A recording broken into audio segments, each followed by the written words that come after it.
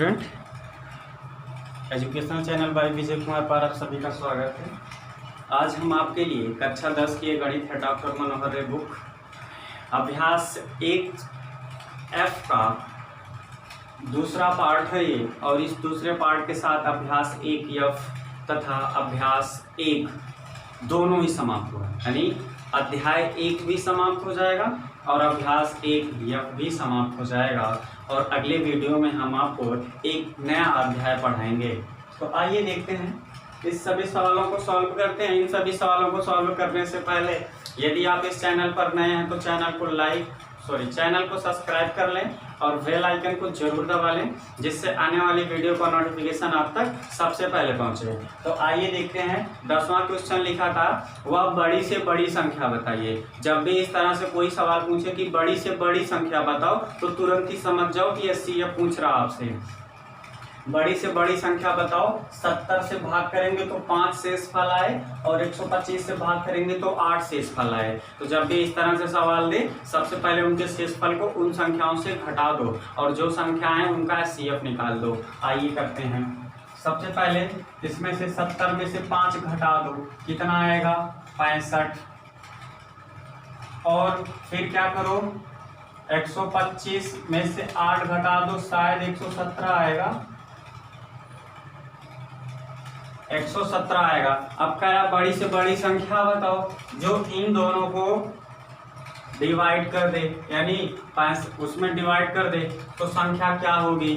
तो ध्यान देना, अब इस तरह से सवाल आपको बताया गया है पिछले वीडियो में। 65 और 17, 117 का CF क्या होगा? 13 होगा। देख लीजिएगा आप।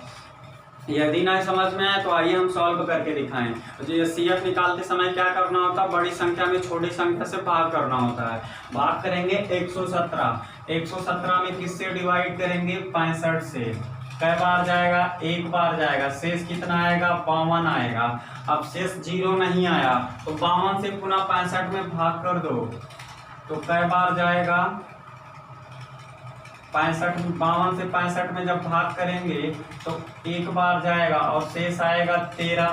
अब 13 से 0 नहीं आया, शेष 0 नहीं आया, पुनः 13 से भाग कर दो 52 में, कई बार जाएगा? 13 चौके 52, 4 बार गया, शेष आ गया 0। और जब शेष 0 आ जाए तो लास्ट में आप जिससे भाग दे रहे थे तो SCF क्या हो गया आपका? 13। यही आपका आंसर है। पूछे हुआ बड़ी से बड़ी संख्या बताओ, तो बड़ी से बड़ी संख्या 13 है। अगर आप 13 से 70 में भाग करेंगे तो 5 शेष फल आएगा और 13 से 125 में भाग करेंगे तो 8 शेष फल आएगा। भाग करके देख लीजिएगा।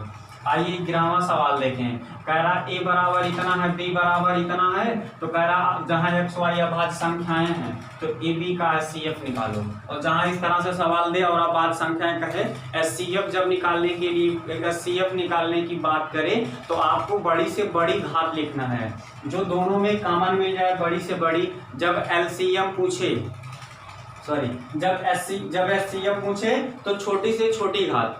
जब SCF की बात करें तो छोटी से छोटी, और जब LCM की बात करें तो बड़ी से बड़ी संख्या लिखना, बड़ी घात।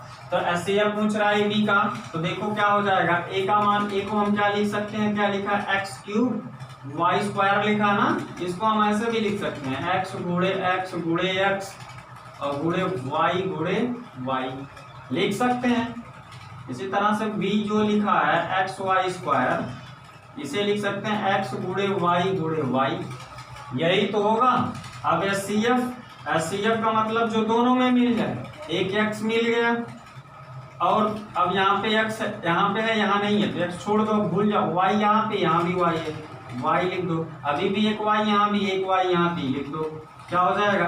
xy², इसका SCF हो जाएगा। यही आपका आंसर है। उम्मीद करते हैं आपको सवाल समझ में आ रहा होगा। आइए देखते हैं 12वां सवाल में। कह रहा है लासा बताओ। जब लासा की बात करें, जैसे आपने छोटी संख्या लिखा था ना, जैसे दोनों में छोटा कौन है? x वाले में x था तो डायरेक्ट x लिख देते, और दोनों में y बराबर है तो y लिख देते, आंसर हो गया। अगर LCM निकालना होता तो एक दोनों में बड़ा कौन है? ये, इसको लिखना होता और y² लिखना होता।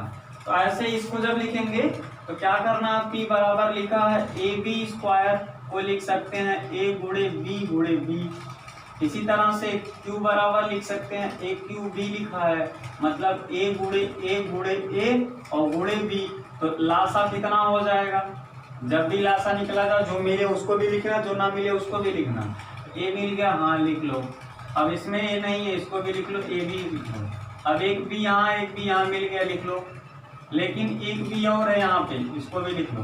तो गुणा कर दो, हो जाएगा ए क्यूब बी स्क्वायर आपका आंसर है। हमने डायरेक्ट बताया था अभी निकालने के लिए, जो सबसे बड़ी हो। ए में सब दोनों में ए में कौन बड़ा था, ये वाला ए बड़ा था, तो ए क्यूब था, तो ए क्यूब लिख दो डायरेक्ट। बी में कौन बड़ा है, ये बड़ा है, तो इसको लिख दो, आंसर डायरेक्ट लासा हो जाएगा। 13वें क्वेश्चन में सवाल पूछा था, किसी भी शून्योत्तर माने ऐसी संख्या जो 0 से बड़ा हो, शून्य ना हो, को अगर हम अपरिमेय संख्या से गुणा करें, जोड़ें, घटाएं, गुण भाग करें, कुछ भी करेंगे ना, अपरिमेय संख्या आएगा। तो उसमें सवाल था, यदि किसी शून्योत्तर संख्या से, यानी किसी जो संख्या शून्य ना हो, को किसी अपरिमेय संख्या में गुणा करें तो संख्या क्या आएगी, तो संख्या अपरिमेय ही आएगी। वो लिखे हम नहीं इसलिए क्योंकि वो कुछ था ही नहीं, आपको केवल इतना आंसर लिखना, संख्या अपरिमेय आएगी, बस। आइए अगला क्वेश्चन देखते हैं।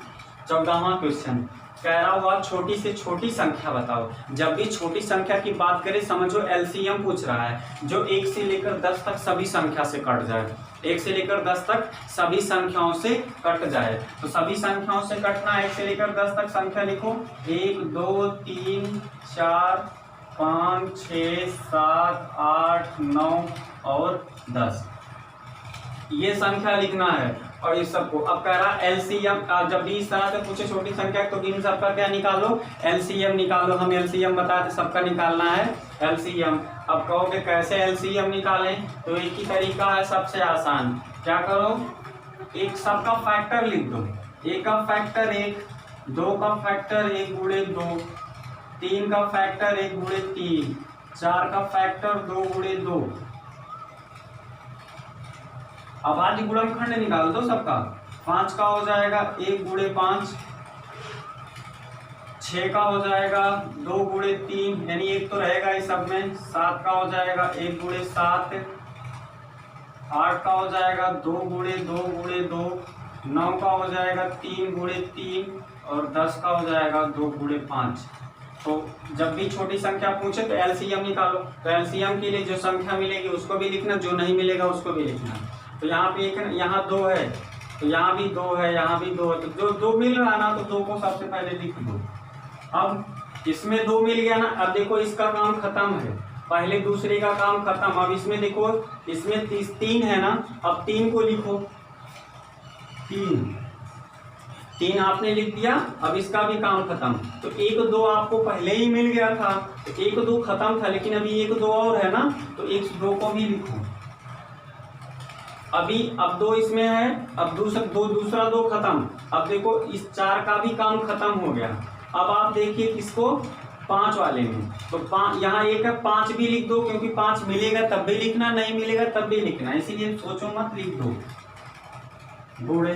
अब देखो यहाँ 5 तक काम खत्म हो गया। अब यहाँ से देखिए 2 और 3, आपने देखो 2 पहले भी आपने लिखा था, 3 भी आपने लिख लिया था, इसलिए 6 का भी काम खत्म। 7 और 1 की बात करेंगे तो 7 लिखा जाएगा, क्योंकि 1 तो है ही नहीं। अब 7 तक बात खत्म है। 2, अब देखो 2 बार तो हमने 2 पहले ही लिख लिया था, अब तीसरा बार 2 आया है ना, तो तीसरा बार भी लिखो 2। अब इस 8 का भी काम खत्म। 3 यहाँ 2 बार है ना, यहाँ 3 1 बार लिखा है, तो 2 बार लिखो, 1 और 3 लिखो। और गुणे, अभी 2 हमने एक बार पहले ही लिख लिया था, 5 भी हमने लिख लिया था, तो 2 और 5 पहले से, इसलिए इसका भी काम खत्म। अब आइए इन्हीं का गुणा करते हैं, जो आएगा आपका होगा आंसर। देखो कैसे गुणा करना, ध्यान दीजिएगा थोड़ा, ताकि आसानी लगे। कि देखो 2 ऐसा करो, 2 दूनी 4, 4 पचे 20, दूनी 40 गुणे, हमने इस दो का गुणा किया और 5 का बचा क्या है, 3 और 7 और ये 3, तो क्या हो जाएगा, 3 3 का 9 और 7 63 हो जाएगा। गुणा कर दो, 0 पहले से लिख दो, और 4 3 12 और 4 6 24 और 1 25। देखो 4 3 12 और 4 6 24 और 1 25, यही आपका हो जाएगा आंसर। तो आंसर कितना आ गया आपका 25, 20, यही आपका आंसर है। यानी 1 से लेकर 10 तक सभी संख्याओं से ये संख्या कट जाएगी। अगर इस तरह से एलसीएम ना समझ में आया हो तो आप अभाज्य गुणनखंड से लगा सकते हैं। 15वां क्वेश्चन देखते हैं। कह रहा है इसका दशमलव प्रसार करेंगे, यानी इसका दशमलव में जब बदलेंगे तो दशमलव के कितने अंक बाद संख्या समाप्त हो जाएगी अंक। तो क्या करना, पहला तरीका तो भाग कीजिए। तो भाग करेंगे बहुत बड़ी संख्या आ जाएगी, तो भाग करना थोड़ा सा कठिन काम होगा, इसलिए दूसरे तरीके से इसको सरल तरीके से लगा देते हैं। क्या लिखा है, 14,587 बटे 1250 लिखा है। तो गुणा यहाँ पे ऐसी संख्या से गुणा कर दो, या तो ये 100 बन जाए या तो 1000। अब 100 से तो ज्यादा 100 बनेगा नहीं, 1000 भी नहीं बनेगा, क्योंकि 1000 से ज्यादा तो 10,000 बनाओ इसे। तो कैसे गुणा कर दो, 8 से, यहाँ भी 8 से गुणा कर दो।